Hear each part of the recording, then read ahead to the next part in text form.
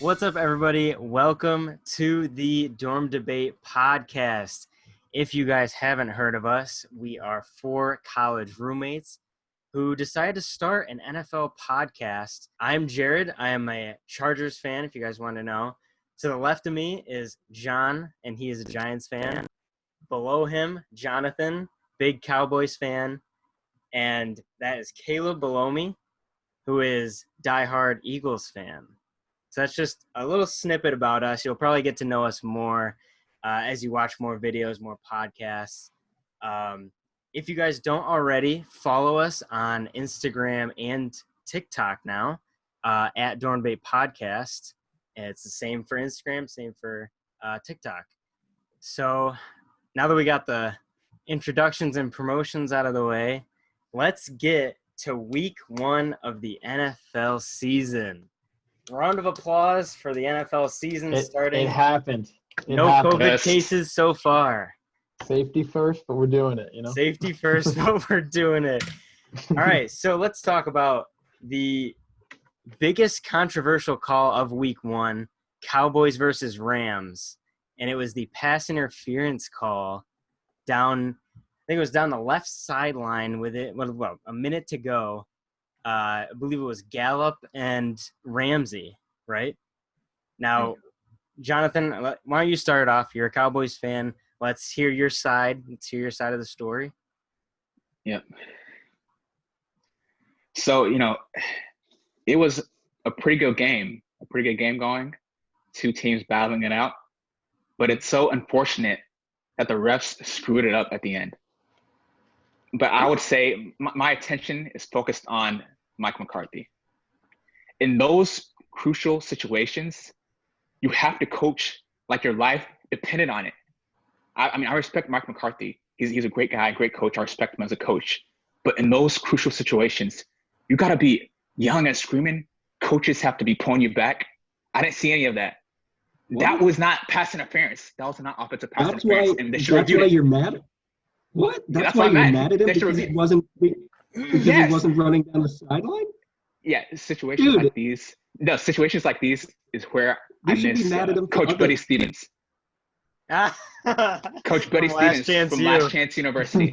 He would be yelling and screaming. He would have punched the ref.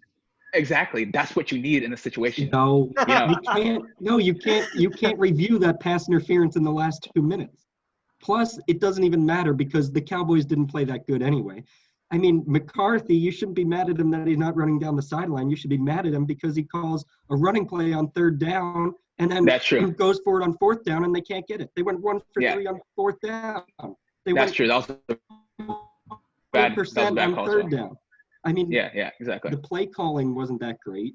Nobody executed well. They missed a field goal to tie it. They went for it on 4th down or 4th and goal and missed it. If they hit that field goal and then kicked a field goal instead of going for 4th down, they would have won by 3 points. Mm-hmm. You're exactly right. Whether it's pass interference or not, which I mean, I personally Ramsey wouldn't have called it pass interference because I didn't see him extend the arm, and Ramsey did sell it. Ramsey knew he was beat and was just like, oh shit, all right, I'll sell it. So I don't think it should have been pass interference, but you can't really complain about that. Right. And look, you're completely right in terms of the 4th and 1 and a few bad calls. But again, it is the first game, so he's still a little rusty, I guess, because there was no preseason, right? But the small things you can do as a coach, you have to coach like your life depended on it in those situations, man. Come on. And so that kind of frustrated me because I think that ruined a great game between the two. So, I mean, we'll see how the next few games go. I mean, that was the first game. I think Rams are a really good team, and it shows that they're not the same team as they were last year. I think they're going to be much better. And so I was pleased with our performance overall. It's just that pass interference call at the end messed up the game. Do you think the Rams won it, or did you guys lose it? Honestly, I think the Rams should have scored more because they were performing really, really good, especially the first half. Yeah. And so I don't think the score really depicted the performance. So I was pleased I was pleased with how we're performing overall. But I think as a Cowboys, with all the firepower we have, with CeeDee Lamb and Cooper and everything, I still think we should have scored a little bit more points. We only scored 17, and 17 points with all those pieces is unacceptable. So I know it's the first game. There was no preseason, so we'll see how these next few games go to make a final determination. But I'd say overall I'm pleased. The Rams are a good team. I'll give them their props. Yeah, one thing I saw from week 1 that I guess I kind of expected, but also it was interesting. There were 8 teams that either had a new quarterback or a new coach. And when you have that with no preseason, it's tough to win. And those teams went 2-6. The only teams to win were Washington and New England. Wow. So as you could see, like without preseason, it's tough. Like this is the first game action they've had. So you need to give teams like the benefit of the doubt here. Like nobody got, with the exception of the Browns, nobody got blown out. Browns lost by 32 points, but everybody else kept it close. Even Miami kept it close against the Patriots.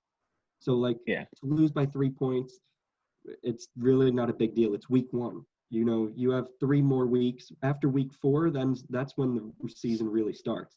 I mean, I think we're going to have somebody that wins the Super Bowl isn't going to be somebody that's leading the league like halfway through. It's going to be somebody that starts to gain momentum later in the season. So I just thought that was interesting. Yeah. Plus, losing the factor of the fans, even as a viewer, you could tell it was very hard for the team to get momentum. Like at least with some of the teams, they had like 15% capacity or 25% capacity, and that really just sounded so weird. It just felt so empty. And then with the teams that didn't have fans, they could pump noise, and they could pump it like super loud.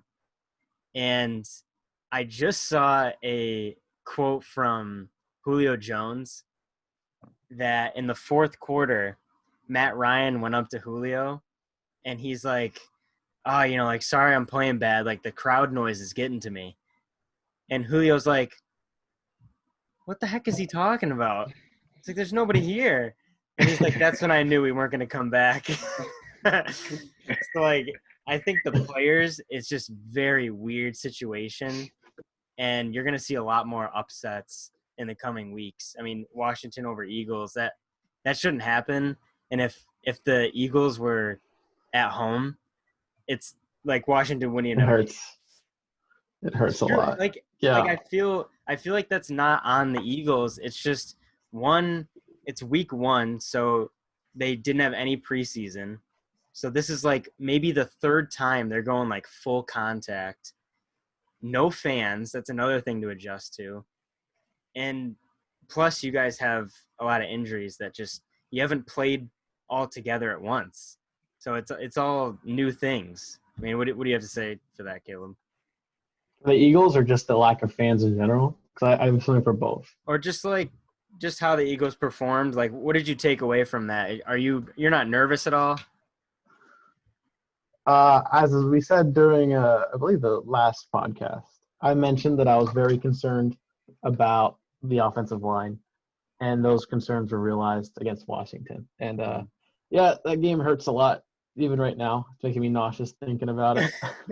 Because that's a game we should have won. Eagles had a problem before last season starting strong. We would go down by 20 or something and then come back and win. That happened a lot of times last season.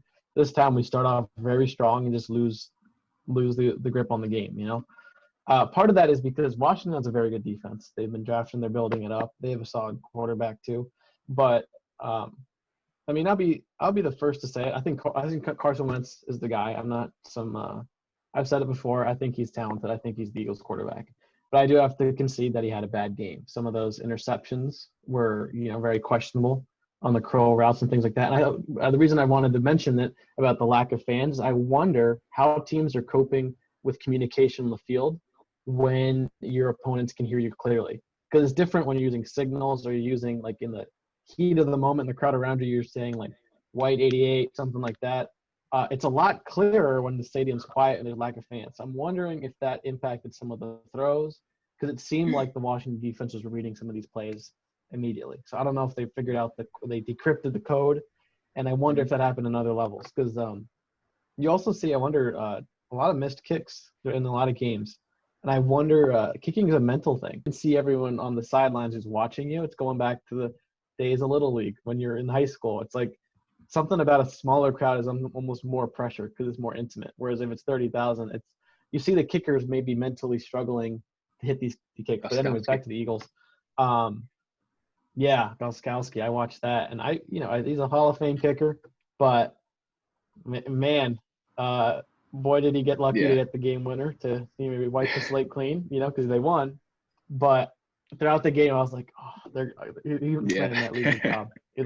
Come tomorrow, it's like that's like 9 points on the board or 4. It kind of got extra. I'm not sure the exact number, but that was But as for the Eagles, Lane Johnson will be back, and Doug Peterson has a much better record. If you look at the total stats, he's positive with Lane Johnson, where he's like 2-6 whenever he's not there. So he's a good stalwart on the offensive line. The guys who came in, I think they did their best to hold their own, but by that point, the game was just slipping from the Eagles. So I hope they adjust. And just injuries, again, it's killing us with the Eagles. So I put most of it on the offensive line injuries holding us back, and then it's just a bad game from Carson. But I think the bad game was a result of the offensive line. If the offensive line was full health, I think he's solid. So, yeah, I need to take a break because it makes me nauseous. Someone else can talk. Yeah, I think – I mean, it was a pretty good game. I watched a little bit of it. Carson, he is a great player. First half, honestly, I was a bit nervous as a Cowboys fan. I know these guys look like NFC East division champs again. I think you're right. I think Carson kind of lost the Eagles this game, right? Not just the interceptions, but I mean, not just the interception. Yeah. And like you got sacked quite a few times. And in those situations, no matter what, you have to hold on to the ball. And my high school coach always used to say, "You were better to die as a small child than to fumble my football." That's a crucial thing. That's important. So I mean, So I understand it's the first game, so I mean, still getting the grooves of things. But it's crazy though. There's been many shocking things happened in 2020. Death of Kobe Bryant, death of Chadwick Boseman, COVID, obviously. And then the Washington football team are your leaders for the NFC East. I mean, who would have thought of that? So it's crazy. I was a little worried too that I always thought like they had such a bad name for years, even before people kind of got sick of it. I always thought that in terms of the NFC East, like when you have a name that's kind of insulting in that way, like it makes sense. They're going to do poorly. And traditionally they have. Now that they've changed their name, I'm like, they're starting fresh and from a better position.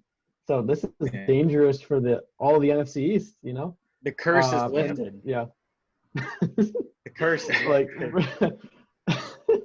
that's one way to put it. So that was one of in the back of my head, I'm like, it was a racial slur, and I saw a lot of commentators forgetting like, oh, it's the Reds, like kind of accidentally saying it. And, it's not something to get canceled for. People getting used to the new. But I was just like, now they have a good name. Well, I mean, better than that. I'm like, they might get a strong start. Because it's a new beginning. Oh my gosh, yeah. The one thing with the Eagles I do like was that for once the corners weren't such a big concern. We had pretty locked down McLaurin. Was one of the best receivers on them, and we limited him. I mean, they still won, but a lot of that was kind of the turnovers. But in terms of, I say the corners because as an Eagles fan, that's been frustrating. Even in the Super Bowl, you saw how many yards we gave up to Brady. It's just it's nice to see an improvement in some area. The defense held up well too. I want to touch on Cam Newton and the Patriots just for a quick second.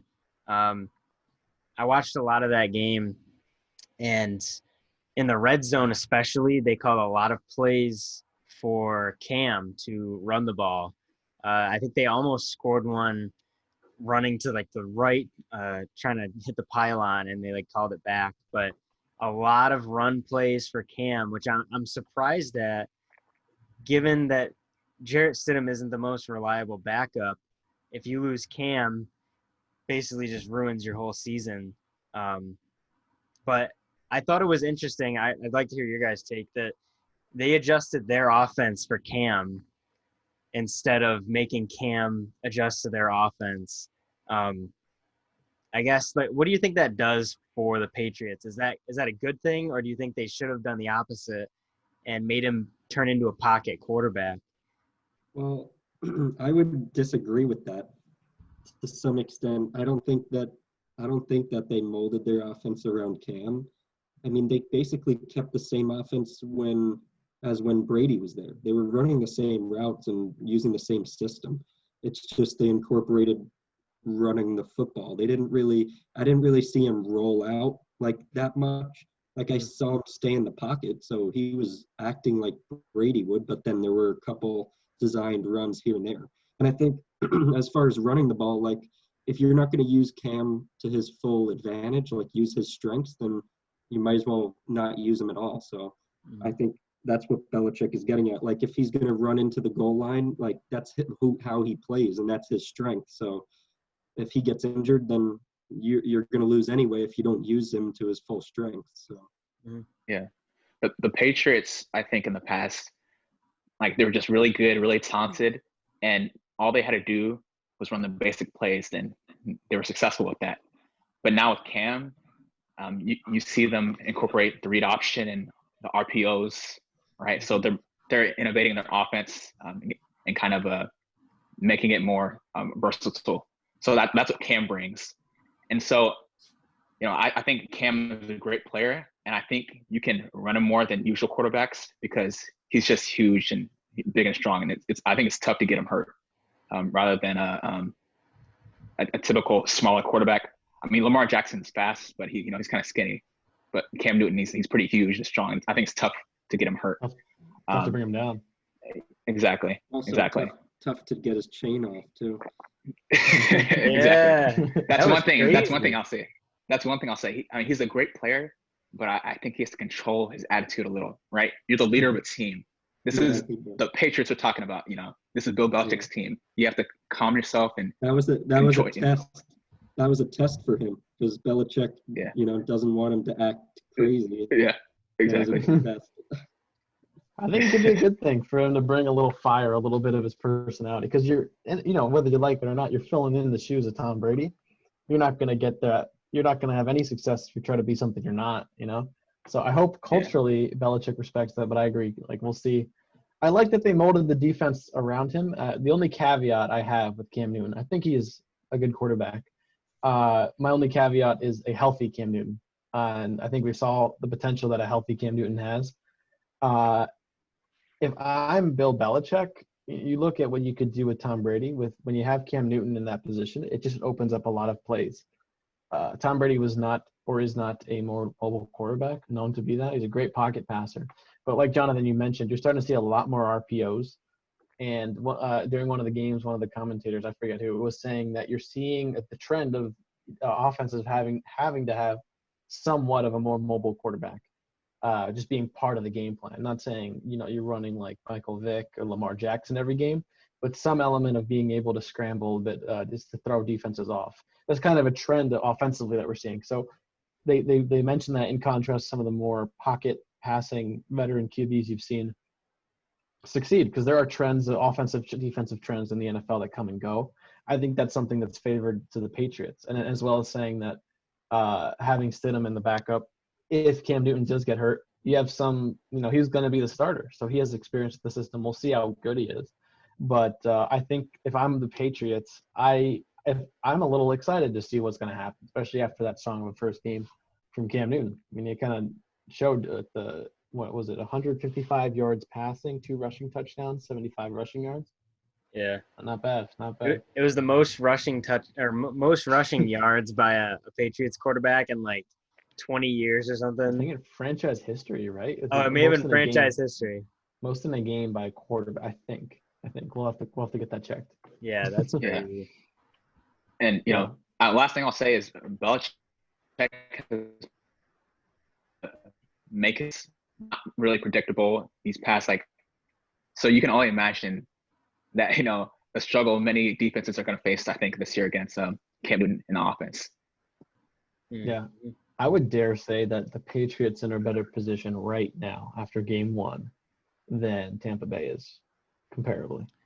Oh, Well, we'll get that. We'll get Yeah, to that we'll in get After to that game one. 1. Yeah. yeah. I think the last thing I'll say on the Patriots is they are going to be tested next week. They're facing the Seahawks prime time. So you're really going to see how good they are, how good Cam is. I mean, I wouldn't say it's easy, but it's not as hard to put up points against the Dolphins. It is very hard to put up points against the Seahawks with the addition of Jamal Adams. That's going to be dangerous. That's going to be probably the game to watch, I would say. We'll get to Trial that by later. fire. Mm-hmm. Yeah, I think that's it on the Patriots. I mean, me personally, I think that it was just week 1. I'm really rooting for Cam. I found myself rooting for the Patriots, which is something I haven't done in a long time. Ew.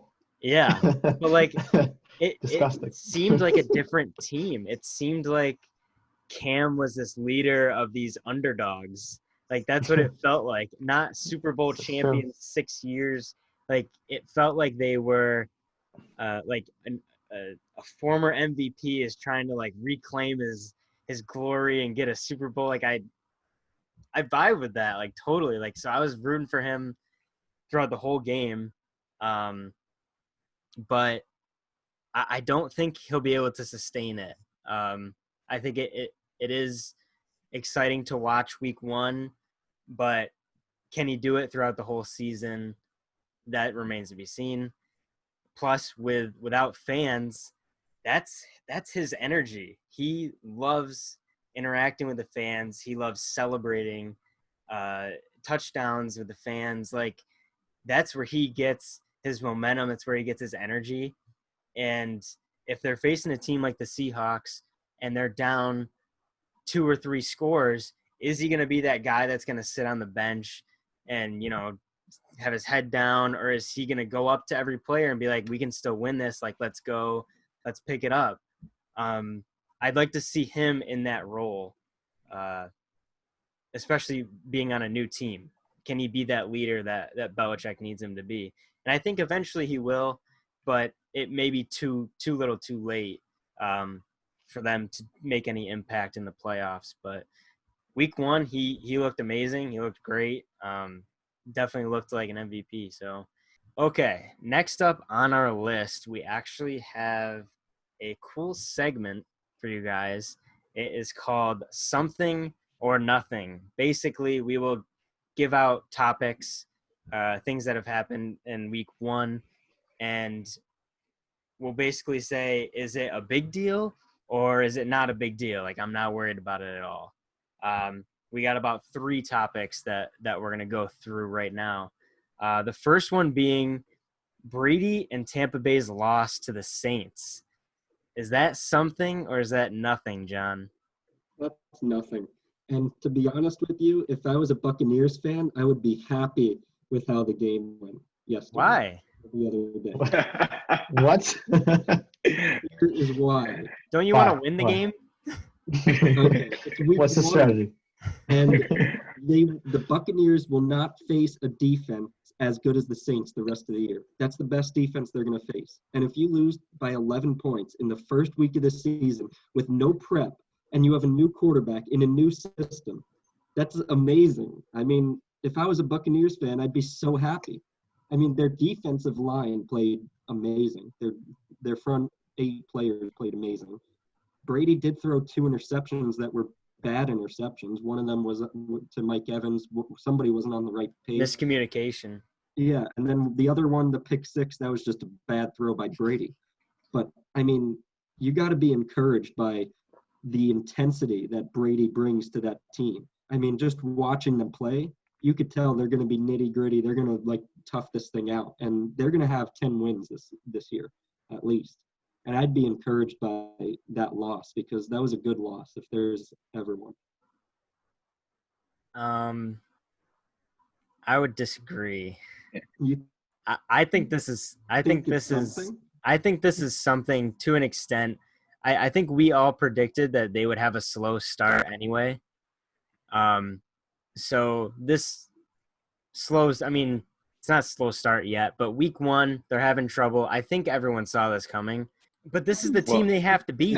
This is the team they have to beat.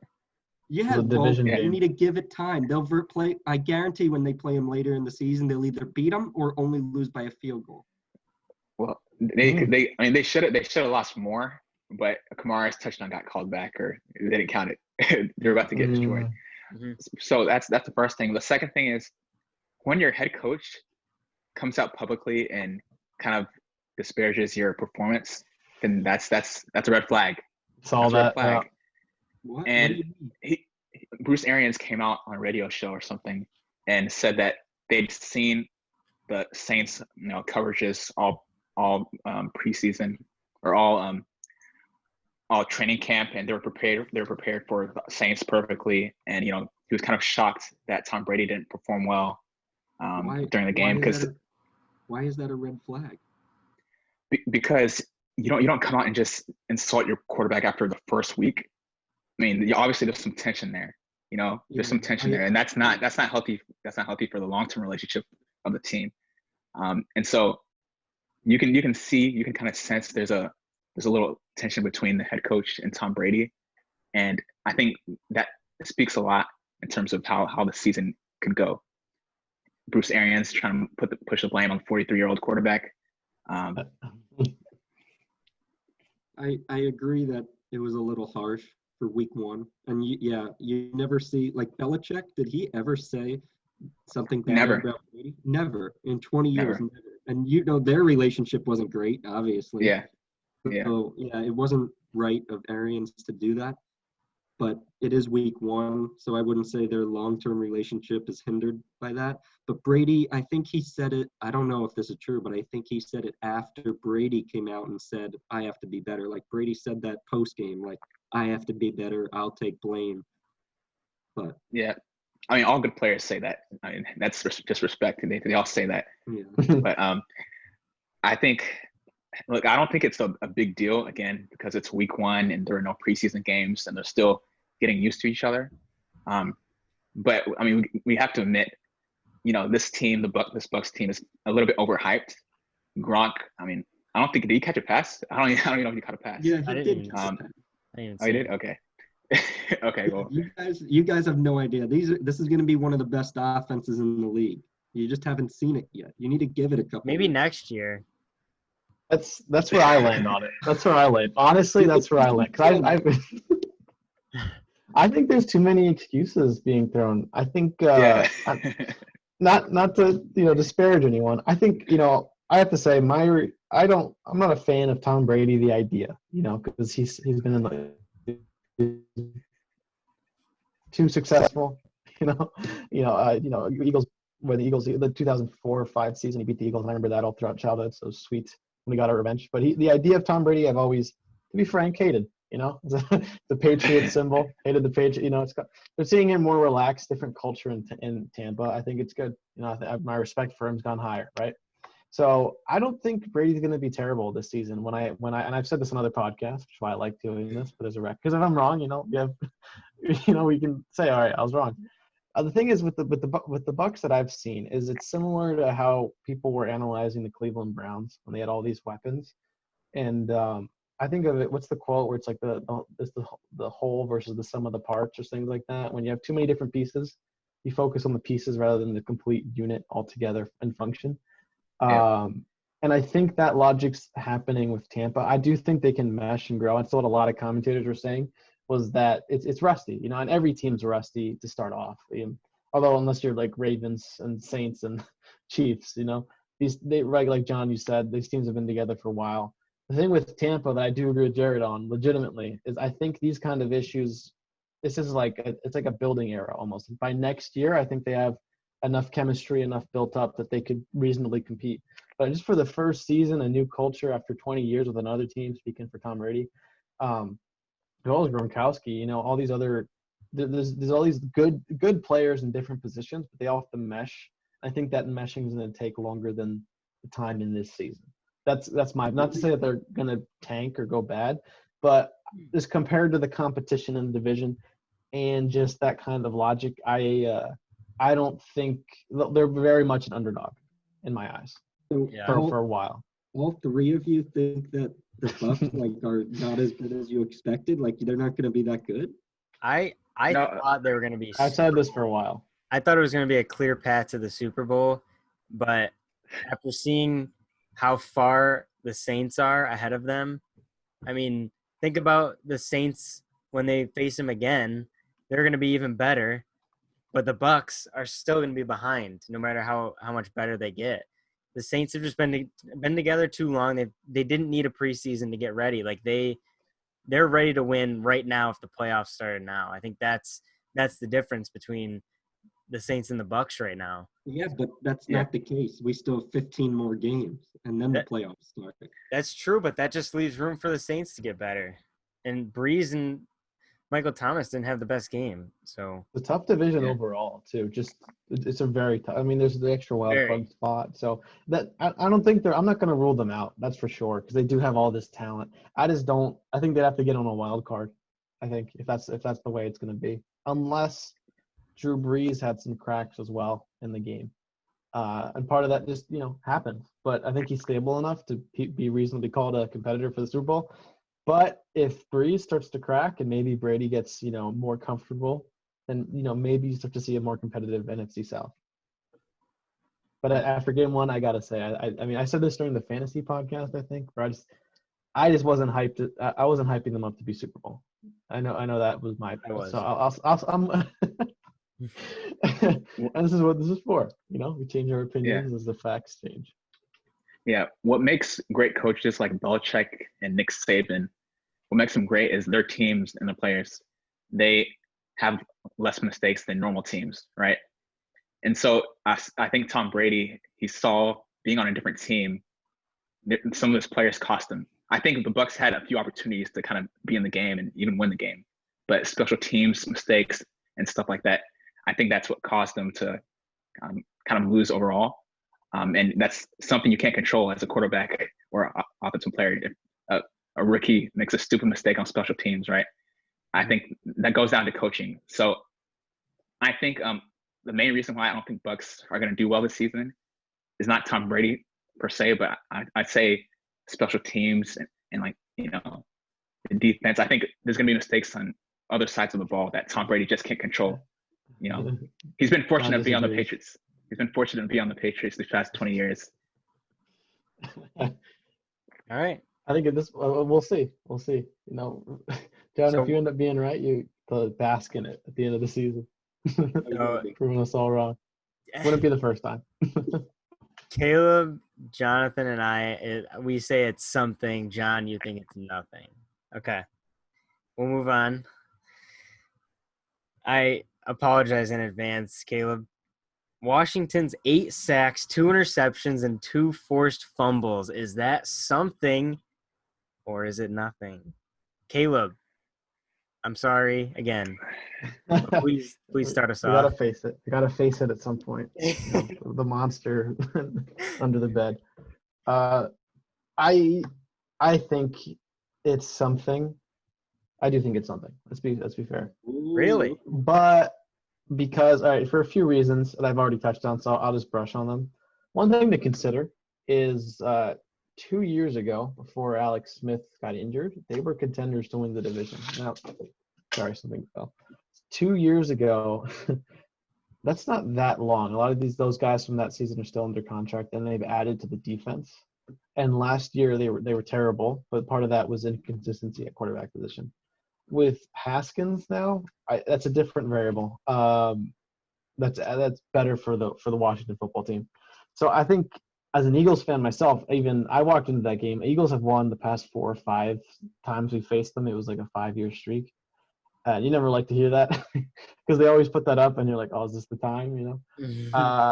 But with Ron Rivera as well and coach, I think we got to respect. I think we underestimated our opponent. At least me as a fan, I did. Not to say the Eagles didn't prep or anything, but that defense was tearing us up at the seams. And the reason I say it's something is not because Carson Wentz is the issue or because we have problems in the receiving core or anything else, but because of injuries. And these injuries that we have, these stretches at the seams, are some of them are going to be season long for some of these players, week long. And it's an issue the Eagles have dealt with 3 years, but you saw how bad they got. They sacked Carson Wentz was sacked 8 times, I believe, or a record the most times since 2008 or something. Some incredible number that he got sacked that many times.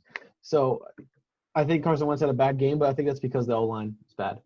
I think that it comes down to. So the O-line issue will hopefully be better with Elaine Johnson, but we still have I think it was Dillard who was out for the season, and that's going to hurt the whole season. So why I'd say it's something is the next man up. We got to make sure the next man up is able to fill those shoes consistently. And we had that during the Super Bowl season, and we got to the playoffs last season in a similar fashion. But it's just not a good problem to have every season is just these injuries. So I'm hoping as the Eagles get healthy, this something will turn into nothing. But for a first game, it just showed that you just can't keep getting this many injuries in practice and training camp. And in game, we lost Vinny Curry as well on the defensive line. And, expect to not fix these problems and then go on and win another game. I think we've got to fix these things. So it's something I lose sleep for the week until the next game. I'll keep it quick on this one, but this is nothing. I mean, Washington has always had a good D-line, and the simple fact is that Ron Rivera had his team more ready to play this game than Peterson did. I mean, when you have like 5-6 months to prepare for a football team, no matter what injuries you have, you should have each player ready for the person that they're going to block on the offensive line. There should be no excuses. You should know you have 5 months to watch tape on the guy that's rushing at you. No matter who you are, you're in the NFL, so you obviously are qualified for that position. So you should be able to make the necessary adjustments and read them well. I think injuries are a problem, but not for the first game. I just think Ron Rivera had his team more motivated than Peterson did for the Eagles, and that's the simple fact. And I don't think that Washington will be a very good football team this year. I think the Eagles will be better than them. So I don't think this is anything. I just think it's week 1. It's the first game. No preseason, of course, and one team was more ready to play than the other. Yeah, I disagree with that. I think Peterson and the Eagles were ready. That's why they're up 17-0 in the game, early in the game. Look, I think this is something. I think that the Washington football team, I think Dwayne Haskins, I think he sucks. I think he's terrible. Okay, he's terrible. I hate to say it. I was rooting for the guy, but not holding back. Hopefully he improves, but he sucks. I think the reason Washington won was mainly like that defense. They made a statement against the Eagles. Yeah. Look, the Eagles are a good team. The defense is good. Okay, Chase Young. All right, I'm gonna say this.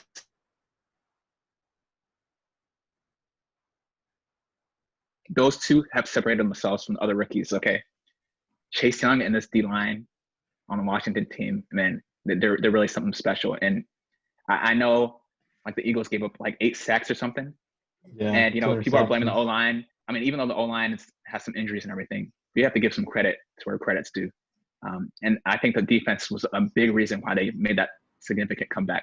So this is something in that I'm a Cowboys fan, so honestly, I'm scared when we face the Washington football team. I think defense is going to cause us some issues for sure, but Dwayne Haskins is terrible. It sucks, You guys the Cowboys are going to easily beat the Washington football team. Don't worry. If the Cowboys don't, that's worrisome. If I'm a Cowboys fan, yeah, for the reasons you said, yeah, I agree. Eagles, that D line just tore us, and I think gotta say Carson, he's the guy. No, I say this. I have to preface it because there's a lot of Eagles fans who every game something bad happens, like, oh, we gotta start over. We gotta get a new quarterback. No, he's the guy, but he kept Washington with the 2 picks. He kept them in the game. If those picks were punts, if it was incomplete and ended up punting it the whole rest of the game, I think we would have won. But yeah, it's just that D line caused so much pressure throughout the game that must have affected. Yeah. All right. I'm a John on this one. It is absolutely nothing. It's not even on my radar. You know why?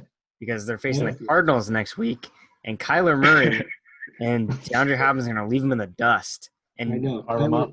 they're going to be an Kyler's afterthought. Tyler's gonna make them look stupid next week. Oh, my God.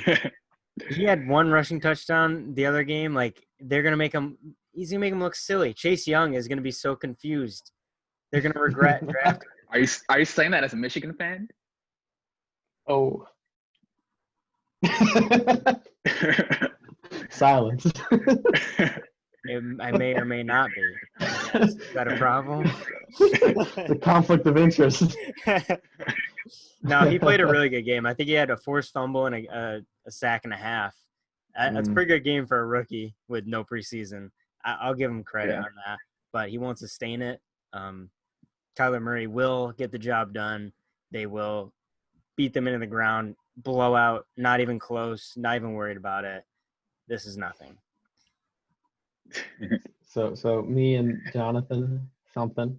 Although I would say my something is not all capped something. It's like lowercase. It's Okay. Something. It's Maybe something, a capital S and then lowercase. Oh, all lowercase around. everything. It wouldn't be capital S. Okay. If you edit this thing, it's gonna be like the thing. Maybe we'll agree on this last one. We'll all agree. Yeah. And this is for the Cowboys. Leighton Vander Esch, broken collarbone in game 1. And it's a tough thing because there's no preseason.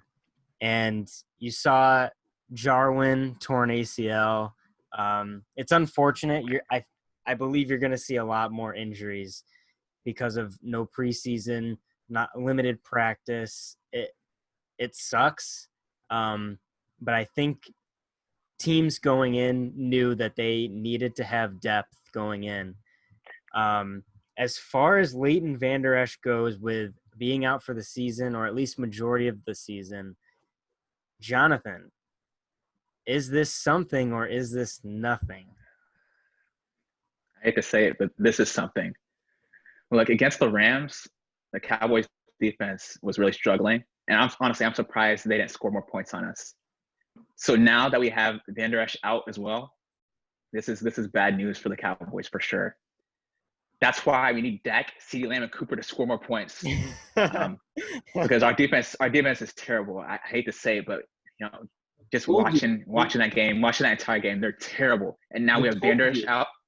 This is crazy. I mean, come on, guys. But hey, the Kansas City Chiefs won the Super Bowl with an okay defense. Why not Cowboys? As long as Dak and the offense get together and score more points, then I think we'll be fine. But if we don't score enough points, then we're in trouble. It's going to be a long season. So, yeah, it's definitely something I'm concerned. Wow. Well, I did not expect that. I was expecting you to play it off. Wow. I think it's an honest take. I think this is also something. I said it 2 weeks ago. The Cowboys' fault this season will be their defense. And now when you take the best player and put him on the shelf for at least half the year, this is really bad situation. It's good for any offensive players' fantasy points for Dallas because now they'll have to score more. Mm-hmm. But as far as the team winning, it's going to be bad. I mean, remember 2 years ago when we would always talk about why the Cowboys lost? Oh, we didn't have Sean Lee. Yeah. We need a linebacker. Well, Sean Lee is hurt, and now Vander Esch is hurt. So basically, you're saying we're going to lose now. Yeah, it's tough. Yeah, it's this tough. is something, and the Cowboys' defense is going to struggle for half the season at least. Yeah, I'd say it's something too. It doesn't give me pleasure, like obviously an Eagles fan. You hate to, as a fan of football, you hate seeing a player. I really mean it. I'd like to see a matchup between the Eagles healthy and Cowboys healthy. In a perfect world, that's what I want. Because then when the Eagles win, it's sweeter. I don't. I say this really meaning that I feel bad whenever a player gets hurt. We think of them as ideas, like they're athletes, but this is a person who practiced the whole year at a goal, and then they're dealing with this injury. So I feel bad for him, and I think it's something because with the injury, like John, you just mentioned, Sean Lee, Leighton Vander Esch, these injuries are just core parts of the defense that aren't coming back for at least a fair number of games, maybe well into halfway into the season. Who knows as well? And if when they come back, they have to shake the rust off and, prove it. That's longer too. It's just going to hurt the defense, and it's going to put Mike Jonathan, you said it. Like I feel bad for him, but it's more pressure on Dak to deliver when he has all these weapons around him. You have to, like the Chiefs, even if you have a bad defense, you got to keep the offense on the field longer, control the time of the play, and score, every time you get the ball. And I think without Van Der Esch, you lose a bit of that floor, like that insurance. Like if you do mess up, you have a good defense, it's just going to be tougher. Yeah. I have one thing. Dak, if you're listening to this, earn your contract now. 4 points. You can do it. We need you, Dak. 4 points. Hi, Dak. Dak isn't listening yet, but he will in a few months. Hey, maybe he's one of the followers today. Hey, he saw it.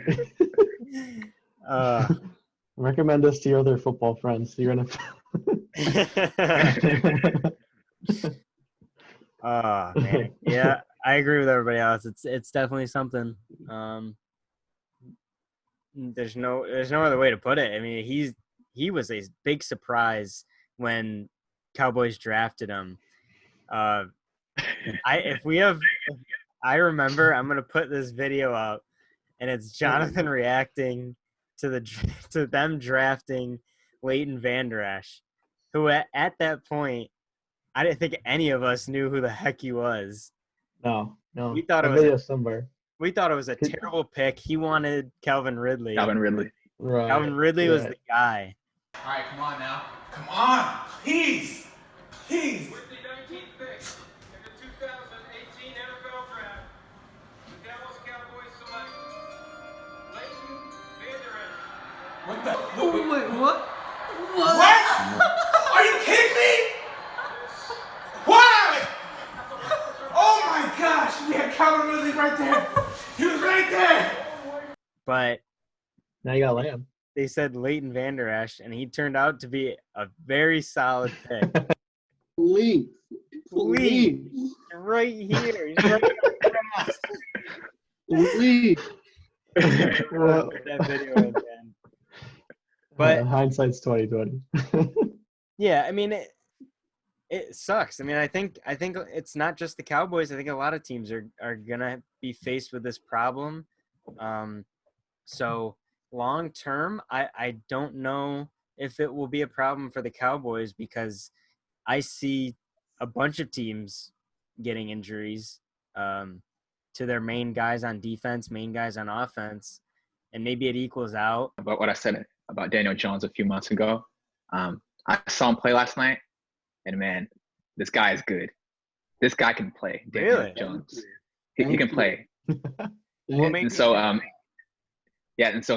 think they'll have a good team if they can continue to get the right pieces together. But Daniel Jones, Barkley, I think that's a good solid footing you have on the offense. I mean, if he didn't make that one interception where they had a freaking 15-play drive, if he didn't make that one bad interception, they could have been within a field goal. Yeah. The one at the goal line. Yeah. Yeah. So we'll see how the NFC East as a whole turns out. I think the Giants can be competitive with them too as well. I think we have the pieces there. So we'll see. So last on our list, we want to do some predictions for the big games coming up next week. I think for this segment, we'll pick two of the biggest games and give you our thoughts on it, who we think is going to win, etc. Not too many big games next week. John and I were looking at it. It's not very interesting games coming up. So we picked the Rams and Eagles as the first one because Rams just beat the Cowboys.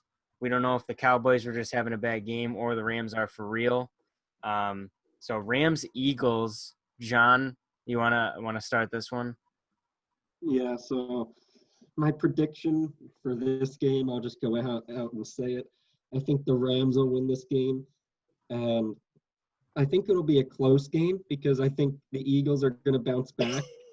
I don't think the Eagles want to lose 2 games in a row, but I don't think they can really control it because I think teams that win these first 4 weeks of the season are going to be teams that have been together for a while and know the system really well.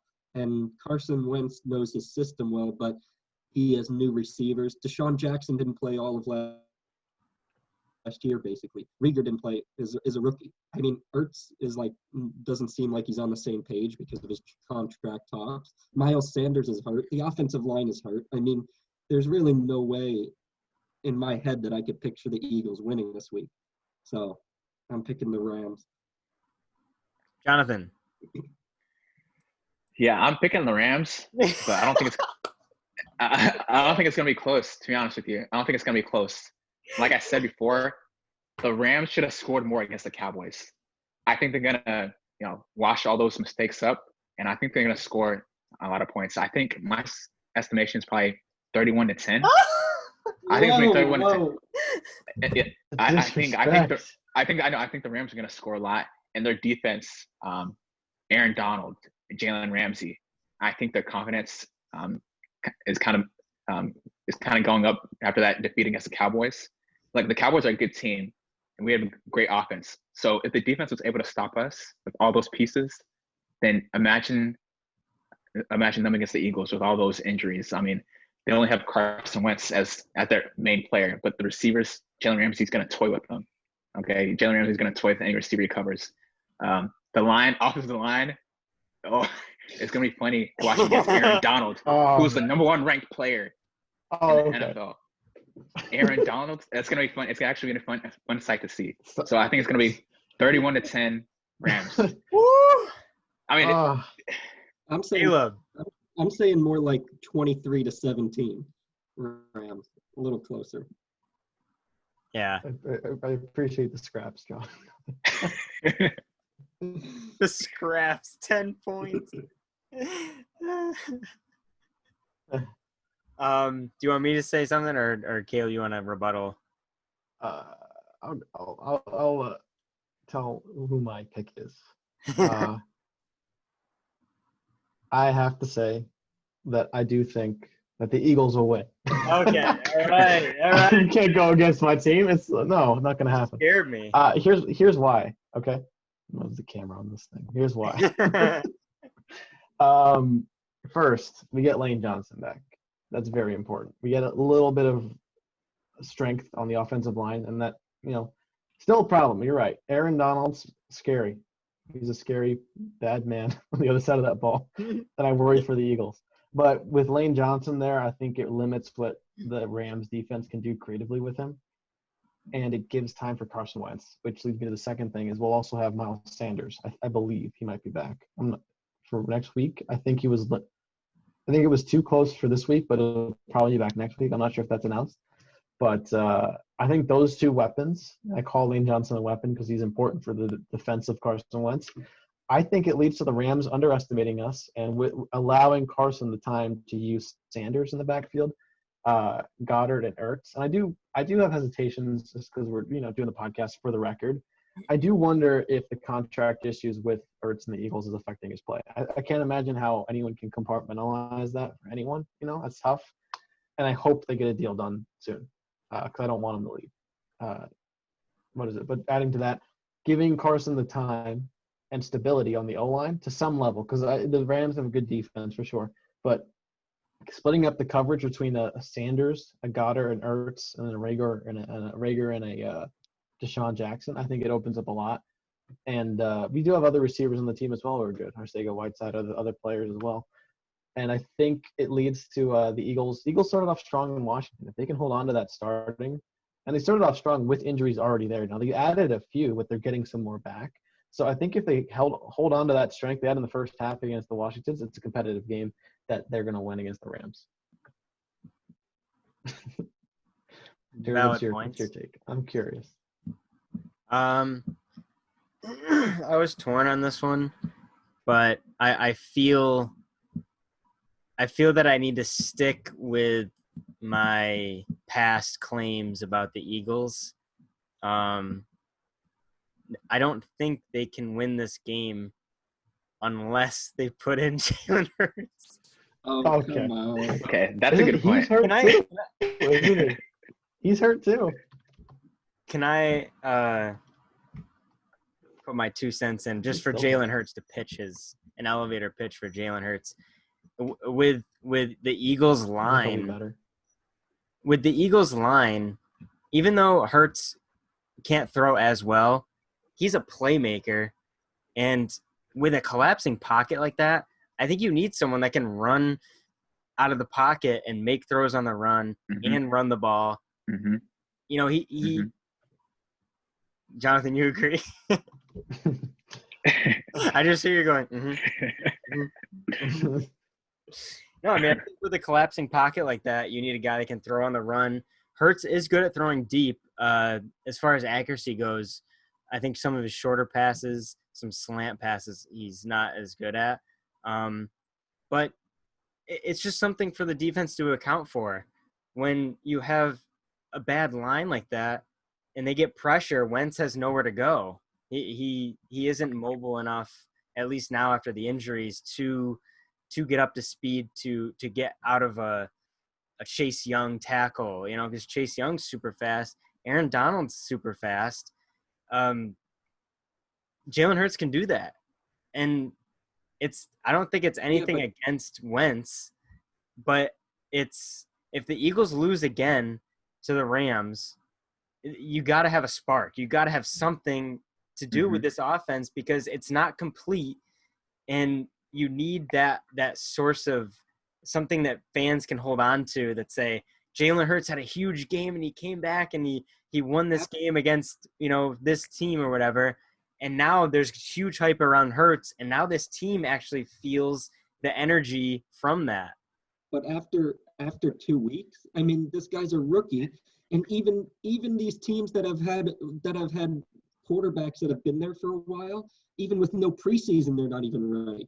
And now you're asking this rookie to go in with no experience and has to learn the whole playbook and has to play behind this offensive line and with all these guys. I mean, you're asking something that is beyond impossible. And Wentz is the answer for this team for at least the first half of the season. Oh, you have to give him at least 8 games. So my claim was week 6. Week 6. That is what you said, I think. Yeah. Yeah, I said week 6 that Jalen Hurts should be put in, and I think will be put in because they will be below 500, if not, dare I say it, no wins at all. And you need a spark, and I feel bad because it's not against Carson Wentz at all. It's purely the situation that this team is in. You don't have a line. It would be like if Tom Brady didn't have a line. There's nowhere for him to go. It's a collapsing pocket. You need a guy to make plays, and Jalen Hurts can make plays. Those are valid points. It's no preseason games. He's had no experience in the NFL. He's still got to learn the playbook. I know it's a lot, but if the Eagles just want to have an average season, then you stick with Wentz and go about your day and you say, oh, we had a bad line. There was nothing we could do. It's like you drafted this guy second round for a reason. Let's use him. And even if not, put him in at like receiver. Get some play action going. Get like some wildcat formation. Like do something with him instead of just wasting his talent on the sideline. Like I know Doug Peterson is a smart coach, and I bet they have a lot of plays for Wentz or for Hurts. 100% they do. Trick plays, whatever. I'd like to see more of that. I want to see that being utilized because when you have an offensive line that's not good, you can't just sit there and let the play unravel. You have to think outside the box. Yep, definitely. And Jared, you're being nice. I think Jalen Hurts should come in this week against the Rams. I think I would prefer that. They have I would prefer that. And the reason being, come on. look, Aaron Donald is gonna get to the line many times against the Eagles' offensive He's gonna line. be a Okay, problem. He's gonna be a problem. it's gonna be a huge problem. You would trust a rookie to handle Aaron Donald, the most powerful man in the NFL. But can I? He's gonna wear him out. He's gonna wear him out. He was He's a gonna wear Hunger him out by Games pick. scrambling. He's gonna wear him out by scrambling. He's gonna wear him out by scrambling all over the place. No, That's how you deal with those people. That's How how do you deal you with them. game plan for a rookie that hasn't played in a single game? Like that is the How do type. That's the type do of you prepare- mentality. I thought you were like shooting down Jonathan. I was like, you just how do you argued the same. prepare? No. Prepare a rookie? How do you prepare a rookie to handle the guy that's going to break through the line almost every play? And I can tell you how. Hey, you tell him, hey, Jalen, be yourself. You can't prepare He him to make scrambles. the best decision He's a every scrambler. You scramble. He's gonna wear him out. He's gonna be running all over the place. That's why play. Russell Oh, Wilson's this so guy good. is- Donald's gonna be a run problem, all over but the place. Wentz is the guy. Russell Wilson has 7 years experience in the league. Jalen Hurts has 7 minutes. The point is, that's why the scrambling quarterbacks are more dangerous because Dude, people like Aaron Donald can be worn out. He's not going to chase him 4 quarters. After the first half, he's going to be on his knees. I can't deal with this guy. Look, I think they should test him out early. See your pieces you have early. You don't have preseason, okay? Test it out now. Rams are good, okay? We know they're really good. Just test them out. What's the problem? You know Aaron Donald's going to get through the line. You know Carson Wentz going to get knocked. Honestly, I would test them out now because if they keep Carson Wentz in there, he's going to get hurt. no, He might get hurt. okay. I hope he doesn't, but No, this he's going to get knocked out. No, the thing is, if you put Jalen Hurts in this week against the Rams, you can't, if he loses, right, and he plays okay, like they lose by 10, 15 points, you can't be like, oh, okay, then let's just go back to Wentz next week, and then we'll decide after next week. You have to give the guy confidence. You can't just be like, well, okay, we don't know if you're going to start next week, and we don't know who's going to start the week after. You can't play like that. Hey, these are NFL professionals. They all have confidence. They all have confidence. Look, all I'm saying is try in the first half, see how it goes. Yeah. Wear Aaron Donald out. You The have to only test your thing pieces I out agree- early. The only thing I agree with is I think Aaron Donald's going to be a problem. And one of my concerns as an Eagles fan is seeing another game of Aaron Donald just sacking Carson Wentz. Because that's the second part. One thing I did think while watching the Washington game was I would have liked to have seen more scrambles. You know, like that's not a solution, but when you're breaking through the line that fast, just bleeding out the right side, forcing them to chase you is a strategy. I do, but no chance that Jalen Hurts is going to take the job barring an injury. I don't think that's going to happen. I think people forget how good Carson Wentz is. Carson Wentz had a bad game against Washington. Now you can argue that was just, every quarterback has a bad game, or it's the line that I would argue that's probably mostly the line that caused it. But even a neutral Carson Wentz is very dangerous to opposition teams. So you see a good Carson Wentz on a good day, I think he has the potential to carve the Rams just as much as the Rams. Because you compare Jared Goff versus Wentz, I take Wentz as a better quarterback. So I think that's still going to – I think Wentz has shown ability to exit the pocket as well. I think the injuries were just too much to overcome, but with Lane Johnson, with the guys who've stepping up, having another week of experience under the belt, shake the rust off a bit. I still worry about Aaron Donald, but in terms of Hurts, I think it'd be cool to see him as a Taysom Hill position, but respect the chain of command for a reason. I think the Eagles have a better shot of winning a game when Carson Wentz is the number one QB unquestioned. And introducing another quarterback's too much variability. I think it's a little it shows fear that it's like game 2, we got to try something new. But I think it'd be cool to get him involved. He's a great player. I think as an Eagles fan, this is a good problem. Now we're arguing about 2 good quarterbacks on the Eagles team. If it was we had to trade for him or we had to pay him at that insane amount of money, no, it's a good problem. I think Carson Wentz is the guy, and I don't want to have to give him excuses. I think he'll step up. I think it was just a bad game, but I do say I respect you guys' opinion. Yeah, I think giving an offense more options. Look, if you have 3 options, run or keep it as a quarterback or pass it, there's more things that Aaron Donald has to think about. He usually, goes to get the running back. But hey, Jalen Hurts is going to keep this time, and he's going to get good yardage. So you have to watch it for him next play. Those See what I'm RPOs saying? are tougher with Sanders too. Exactly. No, but exactly. did you watch- Thank you. The No. RPOs, that's the secret thing. No. Did you watch the Super Bowl the other year when the Patriots played the Rams? How many times did Donald get to Brady? And Brady doesn't run, and the Patriots beat him. He The releases line is quick. amazing. Come on. Thank He you. gets the, he Thank gets, you, he Jared. gets Jared. the ball out Quickly. in like 2 seconds too. That's So, part so, of it. Exactly. so then, He got so then close, instead though, of in that putting in a game. different quarterback, just run your system how you run it and get the ball out in 2 seconds. Yeah, but you don't have the receivers to get open that fast. You don't have the talent. Thank you. Yeah, Thank I think you. we have Rager or Deshaun Jackson. You have two of the top 10 tight ends in the league, Ertz and Goddard. That's it. They're both in the top 10. If there's any position, any receiving core that can get quick passes, it could be the Eagles in terms of in this game, because I think what happened with Washington is we wanted to prove the deep pass too hard, and we got a few, because Rager's I keep saying Rager, it's Rager, he's very fast.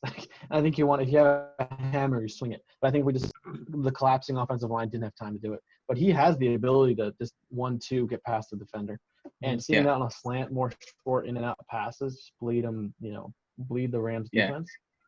With Goddard and the 2 tight ends in the league, that we had 2 of the best tight end, among the 2 best. Well, it'll be interesting to see. Yeah. I wanna And see John, these predictions, how they turn out. Yeah, John, and this is why receivers are better receivers than tight ends. A tight end can't get open. A tight end can't get open that fast. What? In situations like this, Come on. you need in that team, you need a receiver that can get fast quickly. Quick slant. You can't get a tight end and take his time. No. You know what I'm saying? Okay. Did Gronkowski play in the Super Bowl against the Rams? We gotta wrap. And did he catch anything? We gotta wrap. You have last point. to watch Rebuttal. a receiver and how they run routes and how they position themselves and how they catch. You can't just say all right, so is Jalen Reagor a better receiver than Travis Kelce? Well, yeah, because he's a wide receiver. No. Is CeeDee Lamb a better receiver than Kelce? No. But you're saying he is because he's a wide receiver. All right. I'll leave it there. We can talk about this next week. Yeah. Because we got to close. We can't let this go too long. So we have the poll. We'll bring it up next week. Oh yeah, good point. And the next game that's big is, we talked about this before, Patriots versus Seahawks. This is a big game for Cam to prove himself against a worthy opponent. They're gonna have, I believe, a very, very tough time getting points on the board against the Seahawks defense. Very, very tough time. Really going to test Belichick and his mind to get the job done. I do think it will be a low-scoring game. I'm thinking it definitely not in the 20s, maybe like 17-10, 17-13. I think it's really going to be a battle of the defenses. But in the end, the Seahawks will prevail, and I will put DK Metcalf in my fantasy, and he will get at least 1 touchdown. And that's me hoping and praying, because T.Y. Hilton let me down. So DK Metcalf, please. Only sticking with receivers with initials, DK, TY. That's what you keep testing it until maybe I just need to stop doing that. AJ Green, AJ Brown. Yeah, good Lord, stay away from them. But yeah, Seahawks. Okay. Jonathan. I disagree. I think that the Patriots, they had some mistakes last week, and they still managed to score 21 points. Again, I mean, it is the Dolphins, but they are a divisional rival. I think Patriots are going to win 24-21. I think Cam is going to lead that team to do great things against the Seahawks. I do think in parts of the game it's going to be a defensive battle. There's going to be a couple of turnovers, a few punts here and there. But I think ultimately, I think Bill Belichick, his mastermind, he's going to be no match for I think Pete Carroll's going to be no match for Bill Belichick. I think in terms of the offense, Seahawks haven't seen him before. Okay, Seahawks haven't seen this offense before. This is a different offense. I don't think they're going to be able to stop it. And so I think the Patriots defense is always good. I think they're going to be good against the Seahawks. But I think their offense is going to find ways to score against the Seahawks defense. So I think the Patriots 24-21 against the Seahawks. Caleb? I agree with you, Jared. Although that is a very good matchup. I'm like this is one of the games. It's a good one we picked. It's one I'm really curious to see who will win. Coming off of game one, there's still a lot of things you don't know about each team and what they're doing. I imagine each coach is looking at the opponent's game one and seeing what are they doing, and then we're still so early in the season they haven't showed their whole hand either. So where everyone's working with limited information. I would still say with the Seahawks, just because they have a strong. It's so close. I think it will be a close game, but I think it could be a high-scoring game just because they have now two scrambling quarterbacks, conceivably, two experienced ones. I mean, they've both been to the Super Bowls. Russell Wilson and Cam Newton. A healthy Cam Newton's very dangerous, and they both have really good defenses on the other side of the ball. So I think it becomes a big coaching matchup. But with those two guys at quarterback healthy, there's so many variables that I just lean more towards Russell Wilson because he has – I think he might have more fourth quarter comebacks. It's kind of me extrapolating, but I forget the statistic, but it was comparable to Brady when they were comparing Wilson with him. So I don't see how Newton would stack up, but that kind of competitive edge just might, because he has more experience with the team. We'll see. It's a trial by fire. I said this earlier for the Patriots. And Belichick's a good coach, so then there's that variable. But I would just lean Seahawks because they have the safety Jamal Adams, right? He showed to be really good pickup. And so now that you have, kind of captain of the defense and then Russell Wilson, I just go Seahawks with this one.